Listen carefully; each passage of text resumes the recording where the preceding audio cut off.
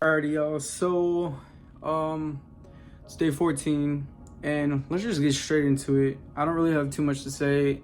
If you've been watching, you know what's going on.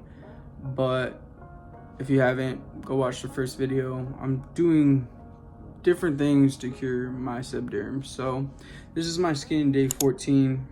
It looks better, but I keep getting like mini flare-ups here and there, and I've been putting that MCT oil in my hair, and I think it's too much. So I heard that you can ingest it, so this week I'm gonna ingest it, and then I even got a new shampoo, and we're gonna do that and see how that works. So there's going to be a part 3. I'm gonna update you guys on it. But overall, like, it's been better than what it usually is. So I'm happy, but again, we want clear skin. So yeah, I'll see you guys on day 21. So, all right, see you guys later.